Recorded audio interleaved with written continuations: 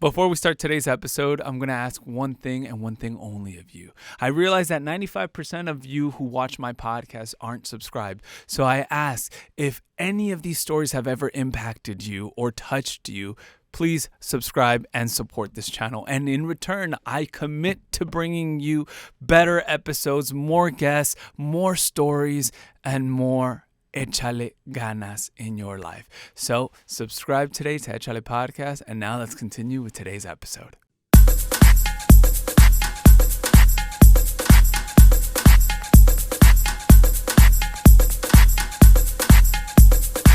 Bienvenidos a otro capítulo de Echale Podcast. Estoy muy emocionado porque el día de hoy les traigo un empresario, un creador de contenido. Si tú alguna vez has querido crear contenido, and I'm going to switch it up in English because it's going to be in English. It could be in Spanglish. We'll see how the conversation flows. But if you ever wanted to be a content creator, I have one of OC's, Orange County's biggest content creators with us today. Fabian Flores Noriega, how are you? Good. Thank you so much for having me. No. And thank you for the introduction. I don't see myself as any of that, but thank you. I mean, your Instagram handle is literally, well, now it's Fabian. The OCNatives, yeah. But it's the OCNatives. That's how I remember you. Yeah. So, like, tell us, how did this journey start into content creation? I feel like it just landed on my hands, to be honest.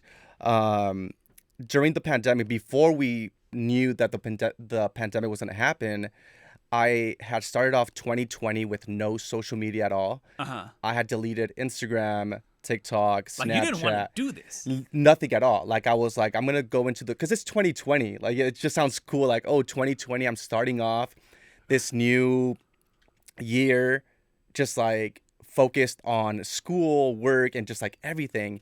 And so the pandemic happened and we're locked in our rooms, and I hear my sisters making TikToks in their room, and I'm like, oh, you're wasting your time. Like, what a waste of, like, go learn something, right?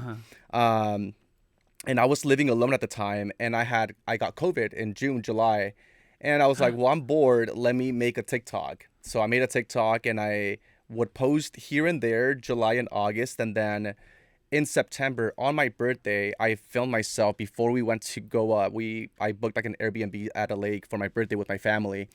I was working with a student online, and I filmed myself just to show my mom how I'm working from home, right? One of my students at the time said something funny, I guess. I thought it was funny, and I was like, we're driving up to the lake, and I was like, let me post this on TikTok. Like, let's see how it does. Also, when I post, especially with like working with kids, I'm always scared because of like, oh, like, I hope I don't get in trouble for this, you know, always like working in fear. Posted it, and as we're driving, like my sisters are like, oh, your video's blowing up. Like, Did you show the kid's face? Or? No, Okay. I made sure it was like blurred out. Yeah. You can just hear their voice. Okay. And we're most like teachers. driving, and it's like a 1 hour drive, an hour and a half, and they're like refreshing my page, and they're like, dude, it went from like 10K to 20,000 views.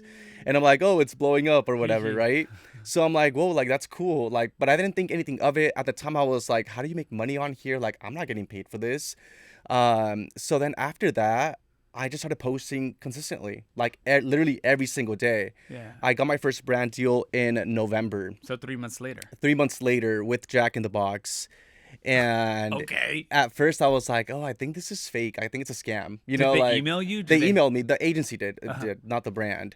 And after that, I was like, oh shit, like, I just made $500 like posting my first brand deal. And How many followers did you have at the time? I had 60,000, I think, on TikTok. And no Instagram. I made the Instagram that day on my birthday too, because people were like commenting, oh, what's your Instagram or whatever, right? But I had deleted everything. So I made an Instagram that day that my video was blowing up, and that's kind of how it all started. Like, very random, like very much like, I don't want to do anything that has to do with social media at all, because I want to focus on school, work, and having a family. Yeah. Yeah. So, okay, in retrospect, 60,000 followers, Jack in the Box, you knowing the brand, knowing what you know now, was $500 too low? Did you lowball yourself? Or was it too high, or did you think you got paid fairly? I think I got paid fairly. Okay. Because even later on, we still continued to work here and there. and they kept the same rate. They were like, oh, we can't, like, that's our budget. And you're like, well, I'm working with Jack in the Box. Yeah, yeah. And for me, it was more like the experience. And I was still working at the school, and I was like, oh, it's just like side money, right? And they became like a consistent brand. I would say like maybe twice a year or like 3 times a year. But then Northgate came in the picture like a month after that. And that became very consistent too. Like I was working with them all the time. And again, the rate was very similar. But then I started to, as I doubled in followers, I would double in the first rate that I had. So if I grew from 60 to 120K, I would charge 1,200. So everything was kind of like just like measured mentally, no experience, no like management at all. I'm just winging it. Okay. And I feel like that's how I live my life. I just wing it every single day. I don't know what I'm doing, but I'm like, something's working out. Yeah. And I'm like, I think it's doing it because you're passionate and because you love to do it. And I think things just flow the way they're supposed to flow. And I love that because Fabian and I got to work together in a Got Milk campaign, which I had so much fun doing it. And I had so much fun meeting you and Grecia because Grecia I had already met her. You, I actually had never met, but I had been following already for like 3 years prior to. And I was like, oh my God, I had even messaged him, y'all. And then, Really? Yeah. And I was like, didn't message me back for the podcast. I'm just kidding. But I was like, all right, here's my shot. I'm going to shoot my shot and ask him to be on. But no, you're super cool. You're super talented. And you have such a perspective on life. And I can see why people love you on social media. Like so relatable, so family oriented. And I want to get to know Fabiancito. How were you as a kid? Where does this willingness to help out, to be so kind and genuine, because I feel like anyone who goes into a profession of teaching like has to have some huge empathy or tell me, ¿cómo era Fabiancito? How was he? I was a very shy kid. I feel like I'm still a very introverted person, but I feel like I definitely prayed to be more outspoken and more extroverted. And I think I started praying for that after high school when I realized I was in college and I was like, I see all these kids like raising their hand in class and they're always having a conversation with the teacher or the professor, and I'm like, I want to be that student. So I think I grew up very shy. Like, no, you would rarely hear me talk in class. I was a good student, but because I never spoke. You know, it didn't mean that I was a good student because I was smart. Like I was definitely a C student, a B student, but I was considered a good student because I was no trouble. I would finish my homework, and I would say that I got good grades only because I did my classwork and my homework. I was a very responsible student, not a good test taker. I'm the oldest sibling of 4. My parents, I'm 6 years apart from my brother, and then I have another sister, and I'm 12 years apart with them, and then a bonus sister a year later. So I feel like I grew up as like the parent sibling. And also I'm the oldest cousin. So, and I have so many cousins. So I always grew up with like I would say it's in me. I'm just like genuinely, I guess like a chill person, and I guess in today's words, brand friendly, because like I don't really like cuss as much, but because I grew up like not wanting to, and also in the career field that I'm in, like working with kids, it kind of just like it flew through, like it was just like flowing as I was going. But very shy kid, very responsible, and I would say I would take a lot of family members' comments or their inputs in life very personally. Like I would take them, I was like, wait, I really appreciate that. Like, for example, and I'm pretty sure you've heard about this, like, oh, your younger siblings are learning from you, so make sure you don't say that. And everything is blamed on you. If they say a bad word, oh, that's because they learned it from you. So I was always very conscious of like, I want to be a good role model. And I think I feel like it added on, even with my career, like being in school and working with kids, everything kind of just like it was like flowing through. But then how do you cope with that? I'm the eldest of 3 boys. I'm not the eldest in my family. Like, I already know what that pressure feels like within my immediate family.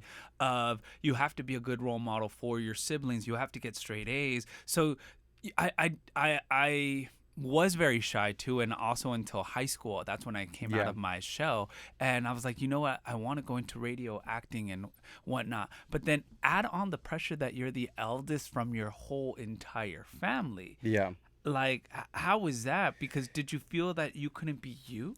You know what? I feel like, and this is where like I know I'm a little ignorant, and I grew up ignorant, and ignorant doesn't mean that you're not educated or you're not smart. I think I'm thankful that a part of me was ignorant growing up because I didn't know more.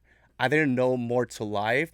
I was sheltered in a healthy way, but I feel like I enjoyed that because one, I was an introvert, and two, I didn't like having friends because I had cousins, and I didn't like going out. So I feel like everything was just like fed into who I was, which later on in life, it was hard to get out of it because I'm like, well, I can't be sheltered anymore.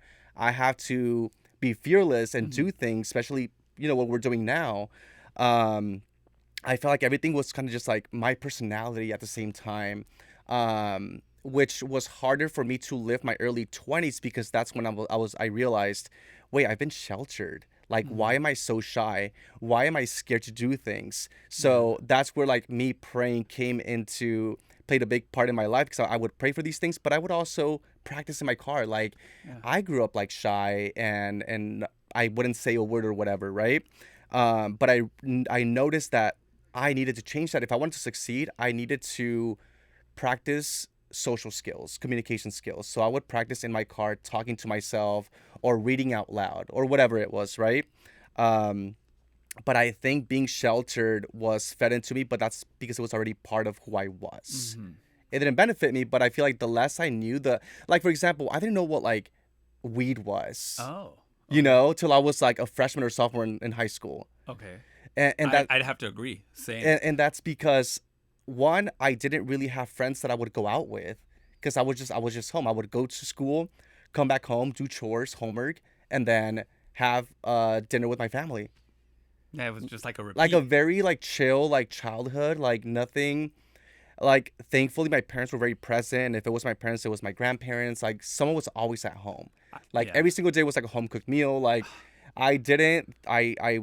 I think I was just very sheltered. Some say that would be also privilege that you had, both parents in the household home cooked meals all the time. I would relate to that just because I went to my first party, I guess. I was a junior in high school, and I was all like, why are people putting balloons in their mouth or like the helium? Like, why? I'm like, they just want their voice to sound. Oh, no, that's Nas. Oh. Yeah. Okay. I mean, I was always like, when they always did the no drugs campaign. Yeah. I was like, yeah, no drugs. Yeah. Healthy upbringings, many would say. But then so many people are listening to the podcast and they're probably shy. They want to go into content creation. They are struggling in high school, in college. You're praying to not be shy. Yeah. When does that moment come, or when was that breaking point for you? Because there has to be moments of uncomfortableness in order for you to grow. Right. And I'm sure you're experiencing this in college.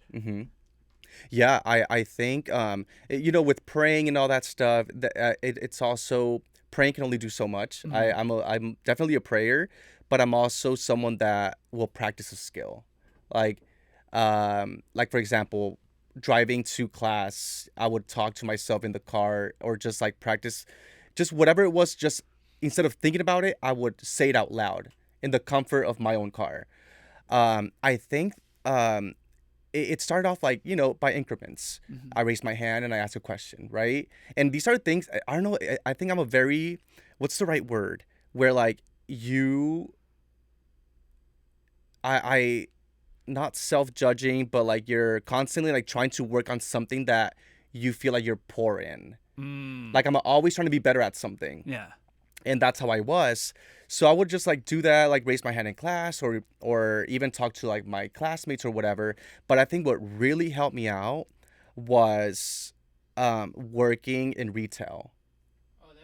Wow. Yeah, I think working in retail was what really got me out of my shell, because one, it was my environment and I loved the product. I used to work at Vans. Okay. I loved wearing it, and I loved my coworkers, and you're thrown on the floor and you have to sell, right? But you're also not pushing people to buy things, right? Like you're just having a conversation. If they need something, oh, I'll get it for you, right? So I think that's on top of like it was during that same time span of like Yeah. me going to class and like talking, also me working at the van store, and I think that really like brought me out of my shell. Ready to take control of your money with my digital products? You'll learn how to manage your budget, track every expense, and even calculate your mortgage with ease. Find all the tools you need in the description below. And échale a tu dinero. Was there something specifically that motivated you or that pushed you to a career of service, which is like teaching? Yeah, I think my upbringing definitely. I feel like another reason why I feel like I was shy and timid in school was because my English was also not perfect. I'm a Spanish speaker, grew up, only speaking Spanish, and I feel like you didn't really see a lot of teachers that spoke Spanish.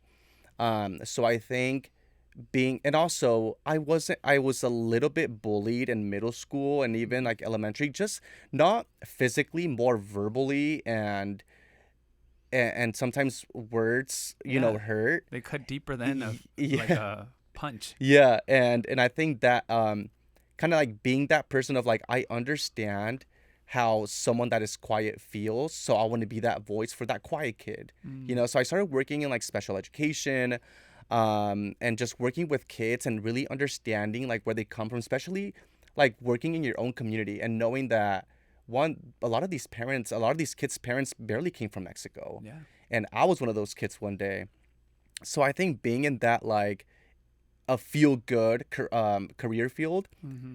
is really good for a lot of people. I think it really feeds to my soul. And I've never been like money hungry, where like, oh, like I want to make a lot of money. Mm-hmm. I've always been big on I want to be happy with what I'm doing, and I think that's how I landed myself Yeah. working with kids and like teaching and stuff, because I'm also working with my own community, Yeah. like in my own neighborhood. And right now I'm subbing, so like I go Yeah. to like different like schools, but there's like one school that I go frequently that I really like going to, because it's like in a community that I know needs a lot of help and a lot of like role models that where kids can see themselves in me. Do people recognize the work that you do on social media and like, Not or parents, or like have they like him, like, hey, I've seen you on TikTok, or hey, I've seen it, you. it's happened a few times, like other teachers Uh-huh. or not kids, 'cause I feel like my algorithm, like their algorithm is not like I won't show up on their stuff. But I'm pretty sure like the kids older siblings Mm-hmm. probably do. Um, but honestly, like when I go to work, I just go in and out. Like I Mm. don't stay to hang around, or Yeah. I take my break in my car. But that's just like I think it's just me, because I think You're recharging. when I recharge, I like to be alone. Like I think that's my moment. Uh-huh. In order for me to like be the best version of myself with whatever I do, I need to be alone for a few Yeah. minutes. But it doesn't. I mean, it does happen. I think if I go live, sometimes they'll be like, "Oh, I saw you here," Mm-hmm. or, but never like they'll never approach me. Yeah, Yeah. once in a while they do. You're like, Yeah, come say hi. yeah. When you're obviously before you started doing content creation full time, you were also subbing, or did you have your own Yes, classroom? I had my own classroom for half a year, Okay. and then that's when I What was like, subject were you teaching, and what it's grade? multiple subjects, so it's Okay. like it's elementary. Okay. Yeah. Elementary school. Yes. I remember before coming to work in entertainment, I was a academic counselor, so I got to Oh, work with middle school nice. and high school in a trio program, which is Okay. Gear Up Okay. or Upward Bound. So that's who the kids that I was working, and I followed them throughout middle school and then their freshman years when I left.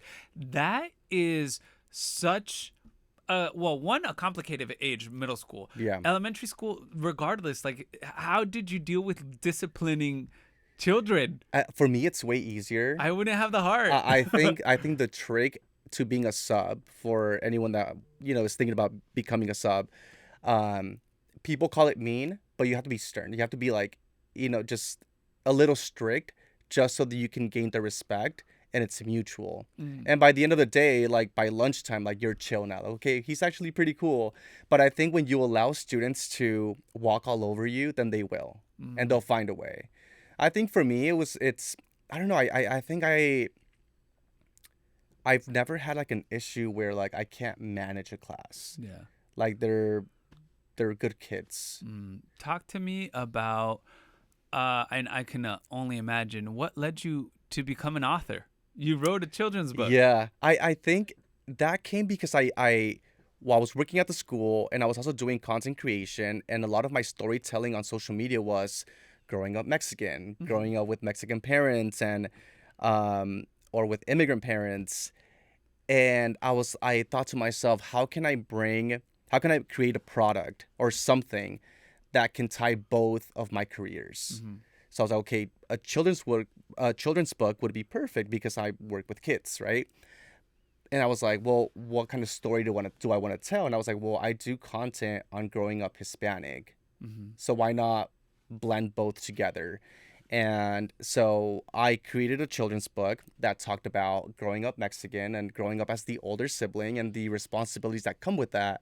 Yeah. And I think that's what really, motivated me Yeah. to come up with the kids book. Are the books still available if It's teachers not want a not copy? not on Amazon because it was Amazon. I wrote a book too, and it's on Amazon, and they take a lot of your money. they do, but they only do the paperback cover, and Ah, I wanted mine to be hardcover, hardcover. especially because it's for kids. So I sold it for like a year and a half or 2 years, and then I discontinued it because I was like, oh, like I feel bad selling something that is not durable. Mm, So I'm working on another one, and I'm hoping to get it hardcover. yes.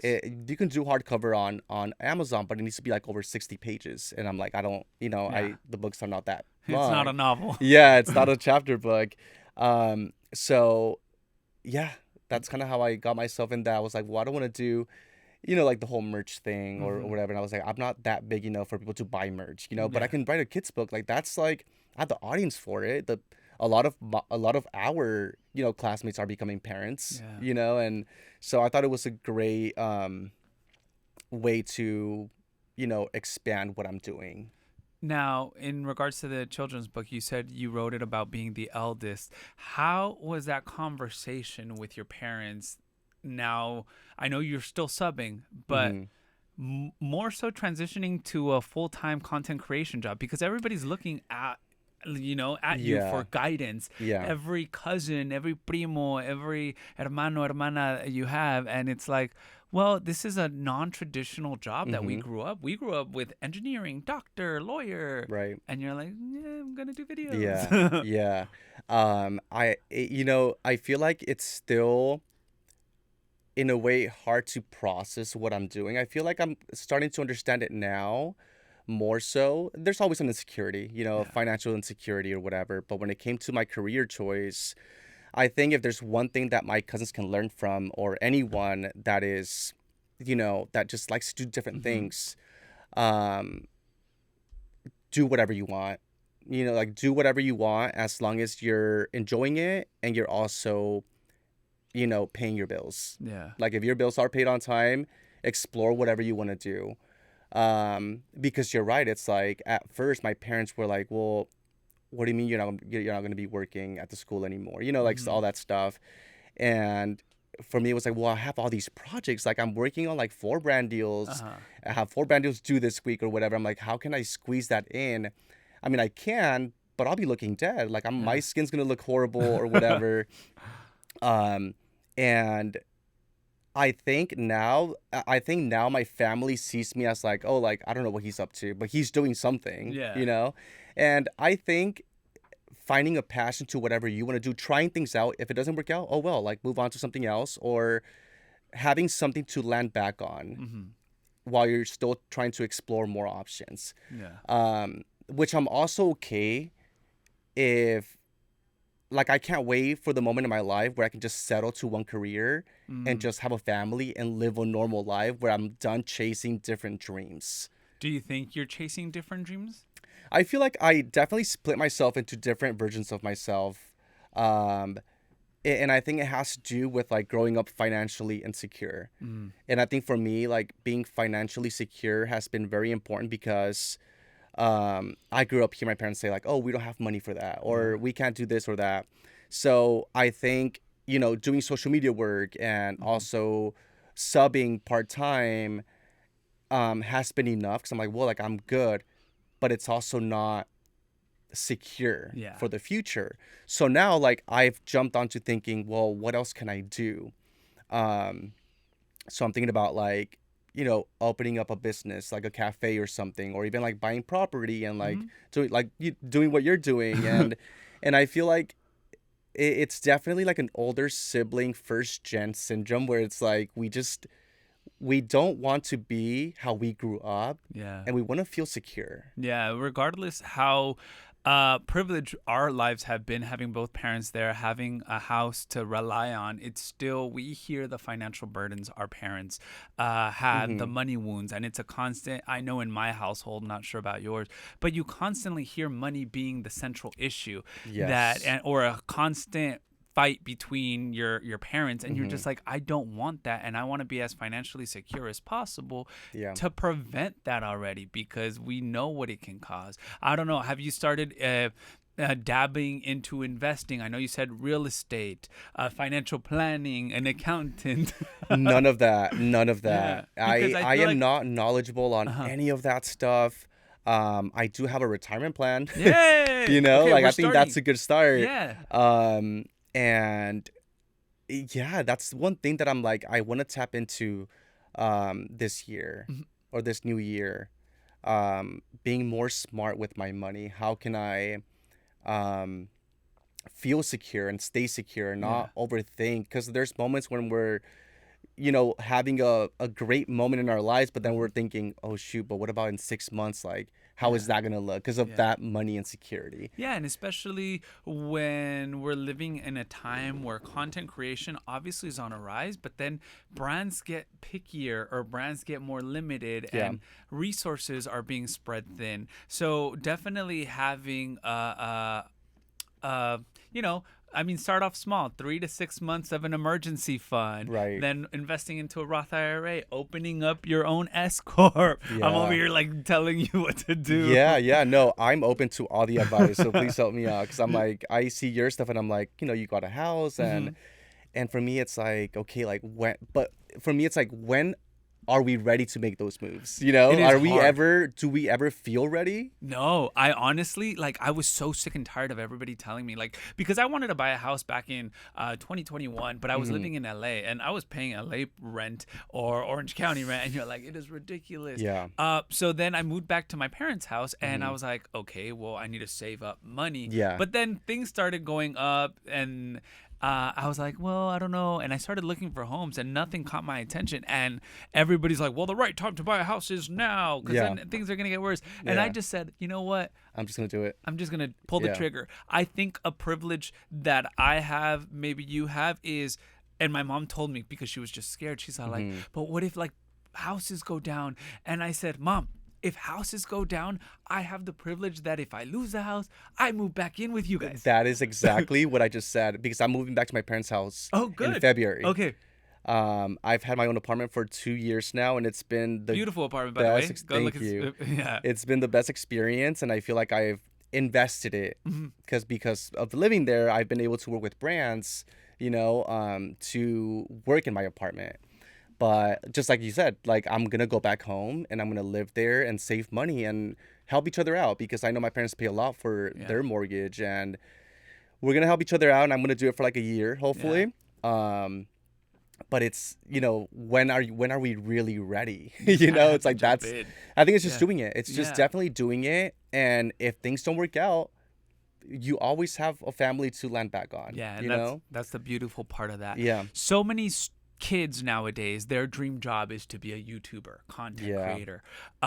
You're already on that side. We had a conversation when we went to an agency for the Got Milk. I remember Fabian telling me and Gracia, I was like, oh my God, I love what you guys do. And Yeah. we were like, we love what you do. Yeah. Like, what would you tell those kids, you know, their aspirations? And now more than ever, YouTube, social media is seeing more attainable Yeah, career? I think there's like a misconception with like becoming a content creator or like a YouTuber because people are doing it without having a story to tell. I feel like when you create content but you're also showing people what you are doing, it's also a beautiful part of why people follow you. Yeah. I think when it comes to like social media or anything, it shouldn't be a career path. It should just be like a hobby. Mm-hmm. And then from a hobby it can turn into a career. But I think it's always, I don't know, like I'm so career oriented, Mm-hmm. but I'm gonna share it online, you Yeah. know? And I think that's what kids need to realize, that it's not about becoming a content creator or a YouTuber.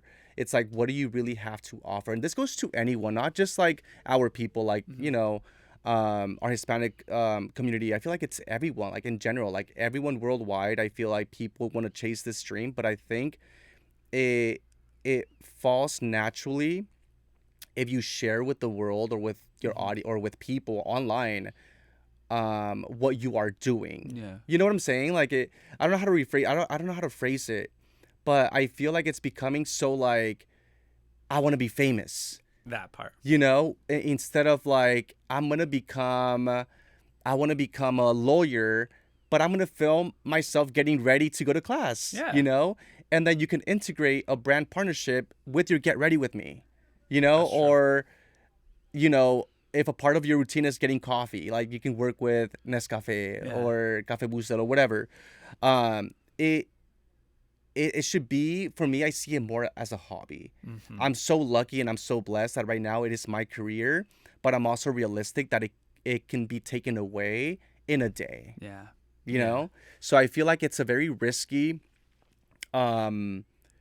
career path if people are seeing it as like, that's what I want to do. Yeah. You know what I'm saying? Mm-hmm. And I also feel like so many people are asking, like, oh, hey, but like no brands are reaching out.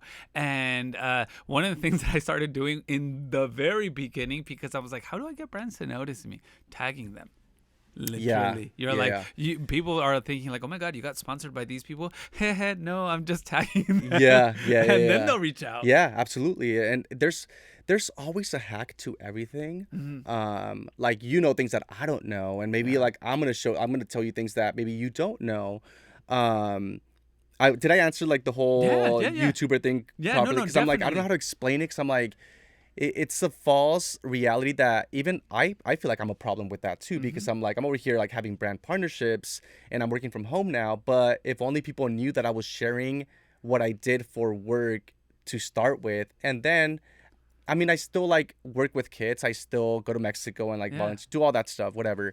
But it should be more as a hobby. But Yeah. when it comes to brand partnerships, I'm not managed, so for me it's more like my social media is my resume. So the Mm-hmm. more consistent I am with posting, the higher the chance I have of hearing from an agency to work with the brand. Yeah. And I think that we are in a good in a under a good umbrella, because if you think about it, we're millennials, Mm-hmm. and a lot of these people that work for these agencies or these brands are millennials. Yeah. So the chances of our videos coming across their For You page is higher, Yeah. because they can relate to our stuff. And a lot of these brands want to work with millennials because they need millennial audience to buy their Yes. product. That's true. So I think that's where I really got lucky with like the content that I did, because it was a lot of Mexican or millennial content that it's relatable, and it would come across their page, and then they'll write you down on their Excel page of, oh, creators that you can possibly work with, and they'll Yeah. present you to the brand, and then they'll decide, right?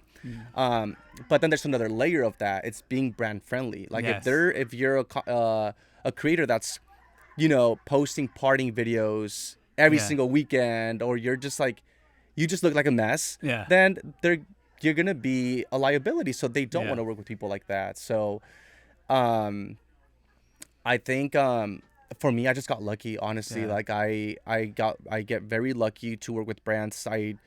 People also ask me like, oh, like how do you get brand deals? And I'm like, I They just have reach my out. email in my bio, And you but you were know? prepared, like you did the work prior to that. And I think sometimes the cost, I don't want to say the cost of fame, but the cost of virality is transparency and also Yeah. vulnerability. Mm-hmm. You were vulnerable and transparent enough to Yeah. show your life. So many people are like, oh, but I'm gonna get judged, I'm gonna get like made fun of by my own friends. And I'm like, well, if they're making fun of you, maybe they're not your friends, or maybe they just don't understand it. Because I had a lot of my Right. fraternity brothers in college Mm-hmm. make fun of my YouTube, which was called Echale, Yeah. right? Yeah. And I always bring it up as a story, like not to diss on them, but it was sort of like at the same time I was being made fun of for something that I wanted to try, Right. but I kept going, Right. and it's become a thing, Mm-hmm. right? So that's sometimes like the cost of virality is like you have to be vulnerable and Right. transparent. Now, speaking of all these brands and whatnot, like you've got to work with Airbnb, you've gotten to work with like Got Milk, you've gotten to work with Northgate, Jack in the Box, like so many brands people would love. Yeah. As a content creator, there's so many beautiful things, and you've gotten to travel. Mm-hmm. What's the dark side of social media? I think the hardest part about, when, for example, and I'm super grateful to work with every single brand, but there's always this little pressure of like, you're always on work mode. Like even when I was in Paris, right, with Airbnb, I enjoyed every moment. But at the back of my head, I'm like, well, I'm still here for work. So I have to be on top of the filming, on top of like what are we doing, like the storytelling behind it and all that stuff. Also another dark side, I would say, like, besides like being on work mode, because like, it's also fun work, Yeah. um, I guess not letting likes, comments, or shares or saves define like the stuff that you are having fun with, you know? Um, and I think I got so lucky with what you said about like your friends kind of like making fun of you for, the YouTube.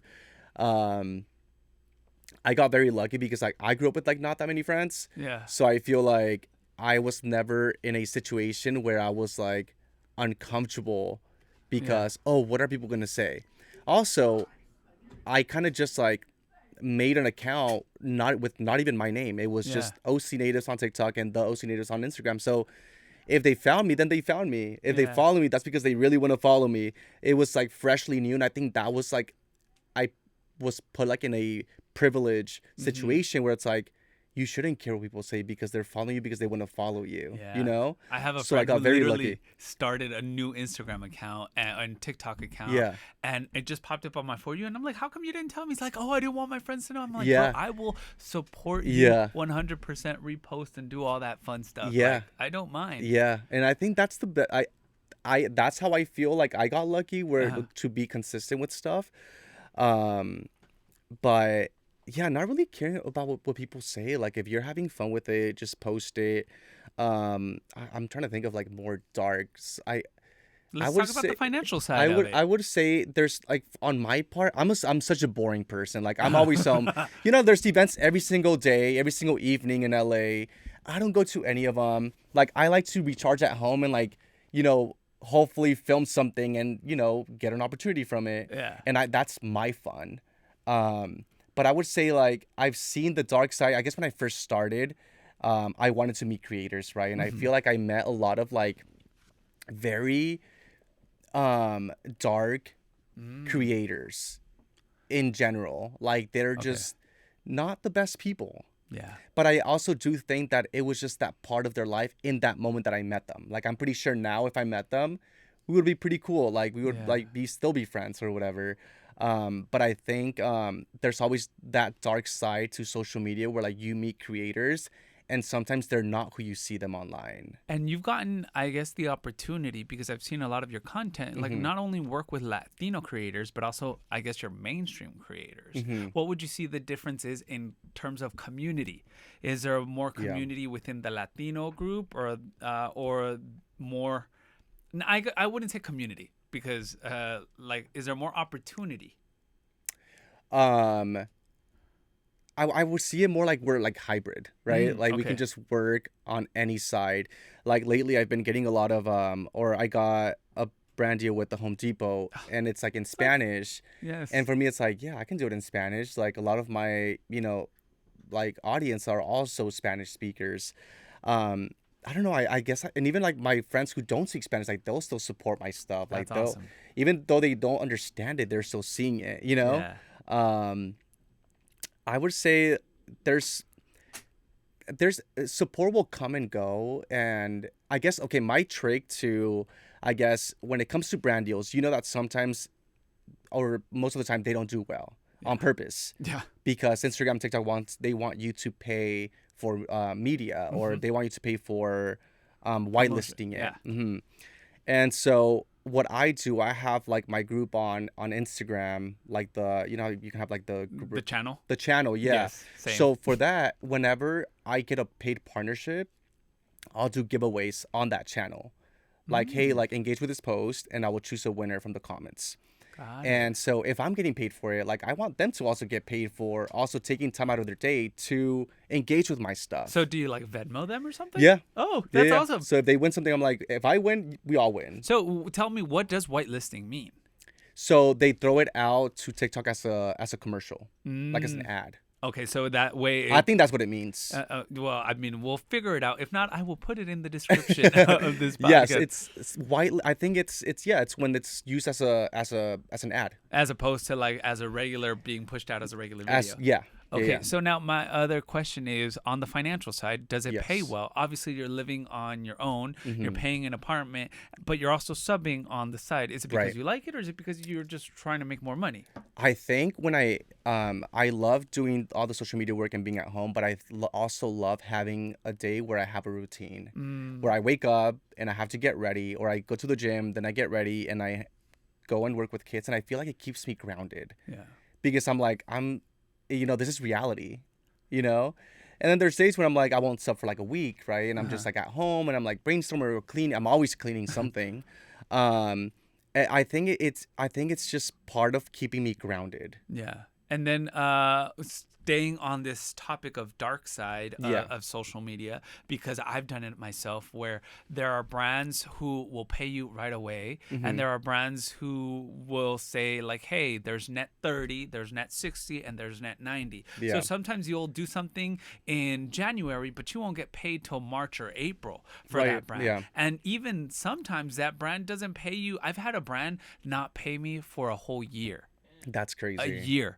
And I was like reaching out. So like, how do you deal with that? Because sometimes you're not guaranteed a payment when they said they're going to pay you. I think I've been doing it for a few years now, and I feel like at this point, I know that I'm not going to get paid until net 60. Because that's net 60 is, I think, the standard. Yeah. But I've had brands that haven't paid me in like 3 months. Thankfully, I'm like, I see it more as like savings. Like, okay, cool, it's there. I have it on my Excel page of brands that still owe me, and I'm gonna reach out like once in a while. But I haven't gotten it. It hasn't been that far to where it's like half a year or like a year. Yeah. But there is that dark side of like, damn, like if people are, living paycheck to paycheck and you haven't paid them, like that's really sad because on their part, because when they want something, they want it immediately. I had a brand that wanted like an immediate, like, hey, I need this video ASAP. And I heard about it on a Monday. They wanted the video by Friday or by Thursday or by Wednesday. Monday, I heard about it. They still want edits. Yeah, so exactly. So I heard on Monday, and then they wanted the video by Wednesday, and I didn't hear about them until like a month later. And I was like, I could have given you a better video if I didn't feel rushed. Because I thought I was going to post the following week. I was like, okay, I understand the whole edit, like, revisions and all that stuff. So I understand, like, when they want things quickly because like Uh-huh. that's the campaign, like there's a campaign timeline, but I feel like there should be more like, hey, it's due on this day, but if you need more time, let us know. Yeah. But they're very firm with what they say, like, oh, we need it by this day at Yeah. this time. But then also, is there a fear of reaching out when they don't pay on time? There's always a fear because you don't want to burn that bridge, Mm-hmm. right? And I think that's why I'm more like, and the times that I do send an email and I'm like, hey, like, I just want to get an update on my payments. Mm-hmm. I just want to I want to like put on my calendar or Yeah. whatever, and I'm like, but no rush. I'm just asking, Which is There's why do always we do that as yeah, Latinos? Be like, but it's okay. but it's okay. Like, take your time, Yeah. And I think for me, it's more like burning that bridge. Like, I don't want to lose the potential opportunities with agencies because it's agencies who we are working with. It's not Yeah. directly with the brand. That's true. So for me, and they have a bunch of brands that they work with. So I want to make sure that I'm on their green list Yes. of like creators to work with. And I feel like if I'm like harassing them about payment all the time, I don't know. I feel like, first of all, I feel like I shouldn't be doing that. Mm-hmm. They should let me know, like, hey, like, we understand we owed you money, but give us some time. Yeah. I would appreciate that. Same. But when we have to reach out, then I feel greedy. I feel like, It's like when you're asking for money that you are que le yes, prestaste a alguien. yeah. Yeah, you're like, hey, I lent you this amount of money, but I'm asking for it bad. Then you look like the bad I person. hate asking for money. Like, I feel like if I owe someone money, I think about it every single day until I pay them. Agreed. And if I get help on any of my videos, even though I haven't gotten paid, I'll pay them that day. I'm like, hey, like, here's 300 for helping me film or whatever it is, right? Meanwhile, we're waiting 2 months, 3 months, 4 months. I think right now, I did a campaign in June. Oh, it's been 4 months. 4 months. Yeah. You're about to get to that 5-month I mark. think Half a I year am. like me. Yeah. But then again, it's like, should I reach out? Yeah. Like, like what? I can sue if I wanted to, Because legalities are in the contract. Yeah, like I can sue for triple of what they owe me. But for me, it's like, thankfully, I have money saved. My bills are paid on time, and I know I'm expecting it. Yeah. And then when it hits, But you're you know like, what? You know what's so crazy? Why does it feel better knowing that you're gonna get paid? Oh, yeah. Versus getting paid. I agreed. I don't know why. I'm always like, I love the adrenaline of like, oh, like I have all these brands that owe me money. Like, that feels good. Uh-huh. But then the minute they pay you, you're like, oh shoot, they already paid me. No money's. I'm I'm not like, waiting on anything. Yeah, now I'm not waiting on anything. No, that's so true. I'm the exact same way. Of course, like I'm like, oh well, I need to pay like my family or whatnot because they helped me film. Have you gotten to that point where you're like helping your family members? Like if your mom's in a video, Yeah. I'm gonna pay her. Yeah, no, I always do. I am like the least greedy person ever. Like, I feel like I can be a little codo sometimes. Oh. I want to learn how to be codo because I'm like, I just be giving everyone everything. Damn, like you can júntate conmigo. Tú Yeah, me I'm das y like, yo if no you want to go te to eat, like, I'm paying, like, and that's how it is. And I'm not even throwing shade to anyone, but like, even when we go out to eat, like, I don't know why I always feel obligated to pay. You're not even But the one then- inviting. Yeah, but then it's like now everyone's low-key expecting it. You know what I'm saying? Do you have family members que ahora dicen, ay, pues mira, le pagaron Airbnb, like No. asking for money? Oh, that's No, good. no. I when it comes to, like, for example, no, my siblings, they're super chill. Like, they with whatever they need, they always No, but like they extended family. Because No, I've not had really. cousins who are like, hey, do you want to be padrino? I've never even seen you for Yeah. years. Like padrino de boda. And it's like, no worries, it's only $5,000. No. Only? Yeah, that's crazy. That's a whole brand deal. like, like, that's crazy. Like, and I get nothing out of it. Like I'm not even gonna be able to go. Just a title, Yeah. The Godfather. Yeah. No, honestly, no. I Mm-hmm. don't have anyone ever saying anything. I think if I know that someone's gonna get married or someone's having a party, like, I'll give them money. Like, hey, Yeah. pa que se ayuden, because that's how I grew up. Like, I grew up, my parents always sending money somewhere. You know, like, oh, que se va a casar esa persona y lo va a ayudar con 500. You Yeah. know, like, so now me as an adult, I'm like, wait, like, why am I like that now? You know, It's so which funny. is a great thing a good quality to Uh-huh. have. You know, It's funny because with my girlfriend, she like is such a gift giver. Like I understand that that's her love language now. But to yeah, me, I never grew up with getting gifts or giving gifts. It was always like really, money. It was like, okay, so when people give me money, I'm like, okay, that's normal. When yeah, I yeah, get gifts, I'm like, oh, this yeah, feels weird. yeah, When I give them people money or it's like just a card with money, I like my girlfriend's all like that's it. Like put yeah, some more thought. yeah, And I'm yeah. like, I did. Yeah, I I wrote did. something in Yeah, there. like, and they're getting money. No, I'm just very similar to your girlfriend Uh-huh. because I feel like I'm like the best gifter. Yeah. And it's all about the thought that counts. Like, what are like, I love like just gifting a bunch of random things, Mm, but they're things that I'm like, oh, I know you wouldn't buy this for yourself, so I'm gonna gift it to you. yeah. You know, um, Are you and into boo baskets? Like I just had to do one oh no, for I the saw your first time. video. I saw your video. Yeah. Like, you haven't asked me to be your boo yet. Yeah, look, no, for real. It's like literally, like things are that I'm learning, Yeah. and I'm like, did you have to do a boo basket? No, not No, yet. not No, yet. not That yet. that But conversation hasn't come up. I am gonna make one. Only because I'm like, one, it's content. Yeah, You know, yeah, like I'm always recording something, and also like it's also to make your lives funner. yeah. I agree. You know, it's like yes, we're spending money, but we're also creating memories, and it's like they're good endorphins that our body needs, Yeah. and it makes just especially in the climate that Mhm. the world that we're living in right now. I feel like we need some fun. Yes. You know, aside from everything that's going on. Um, and yeah, I love gifting. I think it's fun. I mean, after Halloween, what is it like?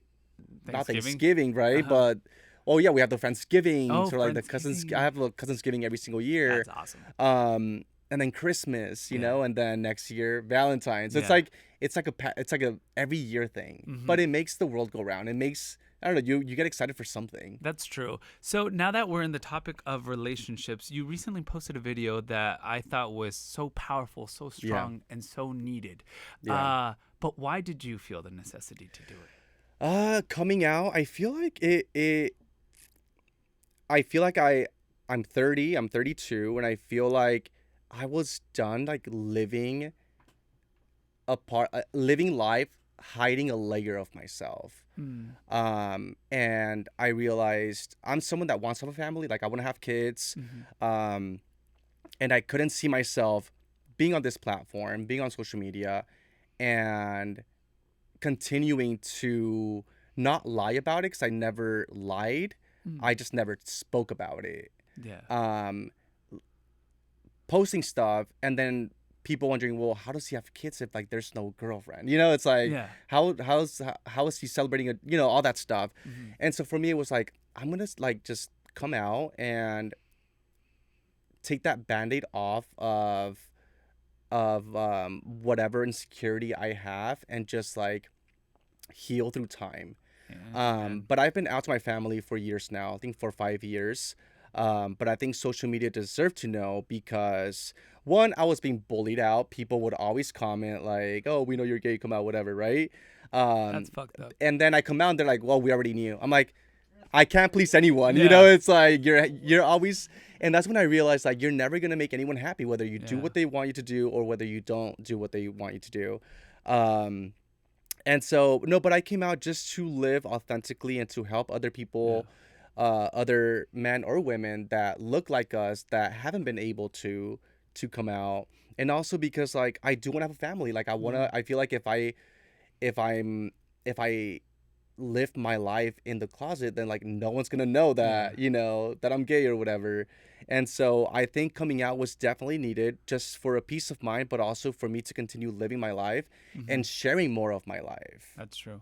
No, so then now, like you have everybody guessing who this Yeah. partner is. Like Yeah. you've made it like a whole storytelling, which we Yeah. go back to like the Yeah, storytelling, yeah, and then like it looks like you're happy. And yeah. was it different? How do I say it? Like obviously you came out to your family 5 years ago, Yeah. but now social media publicly. Yeah. Was there any like I don't want to call it backlash, but Mhm. pushback from your parents or maybe your dad? Because sometimes like machismo culture, it's like, Right. oh, I don't know what people are gonna say. Yeah. it was definitely hard when I first told my parents without me posting it online. Um, and I didn't want to come out when I told them because I wanted my parents to process it. Mhm. And also, I wanted them to be strong for when family members did ask them, like, oh, we saw Fabian's, oh, we heard about Yeah. Fabian, whatever. And what is my dad going to say, Yeah. Like I already knew. Or my mom, yeah. No, but even like if I gave them Oh, time okay. during when I told them versus like now, because I was like I want them to understand that, how to understand us or accepting us for the most part, because it's me and my sister.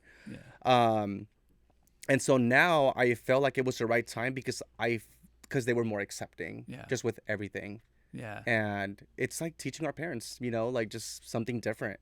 Has this brought you closer to your family? Absolutely, yeah. And we've always been close. We've always been super, super close. But this definitely made us a lot closer. Where do you see yourself 5 to 10 years from now? Because I see this radiant person that is living life the way he's always wanted to live, Yeah, like on social media, but even this energy that you give off in person from the yeah. moment that I met you a couple months ago. And I'm like, this is such a genuine, kind hearted Thank you. person.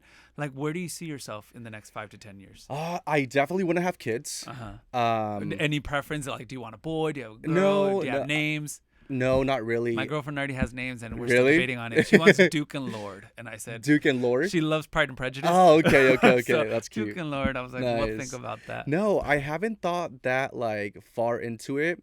Um, but the idea of being a father Yeah, is like a dream to me. same. But in 5 years, I don't know, ideally, like in my crazy world, I see myself like living in like a duplex with my family, like like a big house in the front, a big house in the back, and we all live together, but yet in like our own homes, Yeah, and raising kids with my that's all. partner. Yeah. That's amazing, and I feel like not a lot of people think about it that way. Like, Mm-hmm. as Latinos, we are so close and tight knit with our family members Yeah. that we don't want to move I wanted apart. to grow up with cousins and like the Yes. way I grew up. Like it's such a beautiful feeling. Like, I remember when going to college, I got accepted to Berkeley, and Mm-hmm. then I got accepted to Cal State San Bernardino and UCR Riverside. And I said, bye, Berkeley. I'm staying near my Yeah, family. yeah, because I feel like once you learn to live outside of like your circle, you kind of stay there. Yeah. Like I have a lot of extended family members whose brother lives in a different state and like a Mhm. different country, and like they're all over the place.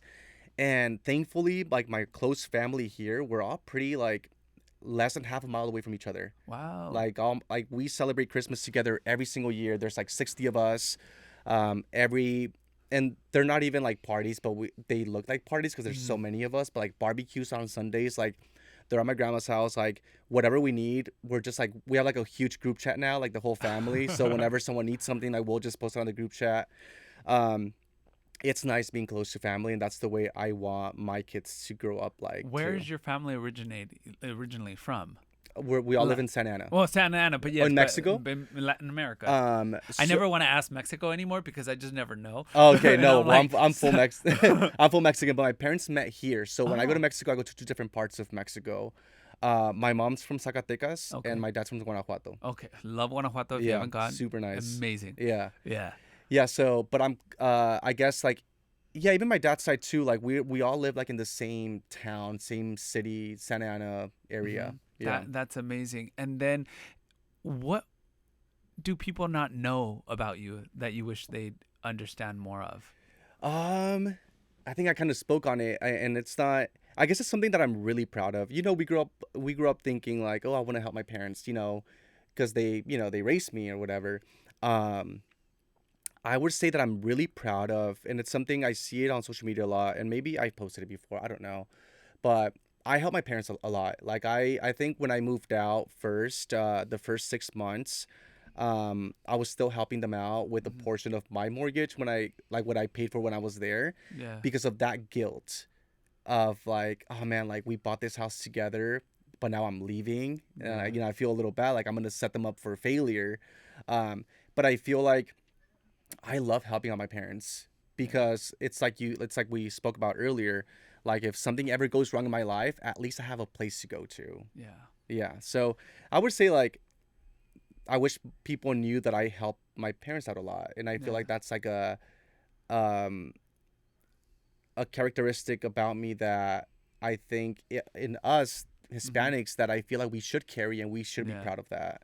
Now with the whole political climate going on right now, you got invited to Washington D.C. Right. to speak to other creators, talking against all these injustices happening in our community. You work with our community. How do you bring that, or how does that help you define your content? Or how do you try to amplify those stories? Yeah, I'm not very vocal when it comes to like posting on my stories or talking about it. I'm more of like hands-on. Like I want to demonstrate and I want to be there for those affected.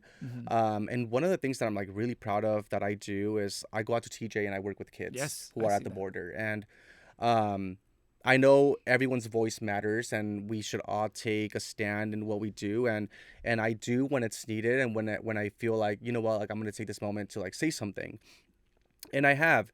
But when it comes to like posting on my stories about, and there's nothing wrong with it, but when it comes to like posting, are people getting chased down by ICE, right? Like down the street, like I don't want to post that on my story because it's like everyone's already seen it, and I also don't want to drive more attention because like it's depressing to see that. And if I post it, then we start this chain of depression and more people being sad. And I'm like, in my head, I'm like, maybe I'm wrong, and forgive me if I'm wrong, but for me, it's like, I don't want to post it because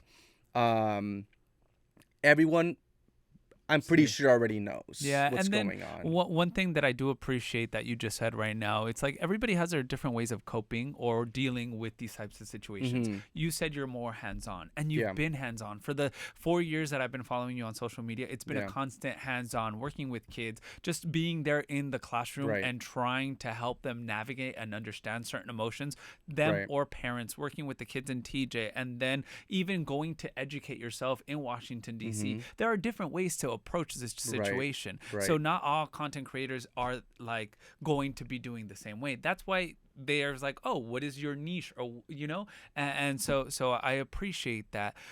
Fabian, what projects do you have going on? I've had a blast talking to you, and where can people find you? It was nice catching up. Likewise.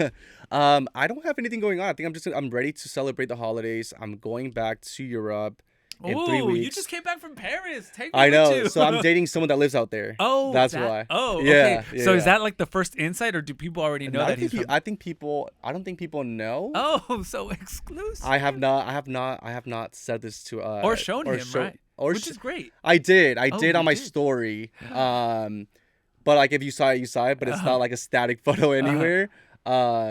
But yeah, so I'll be going back and forth. Okay. So he's a foreigner. Yeah. Okay. An immigrant, just like us. Love it. Yeah. Where can people find you? TikTok at OCNatives and Instagram Fabian F. Noriega. Fabian, muchísimas gracias once again. Thank you for stopping by Echale Podcast. Thank you so much, bro. Thank you. Ready to take control of your money with my digital products? You'll learn how to manage your budget, track every expense, and even calculate your mortgage with ease. Find all the tools you need in the description below, and échale a tu dinero.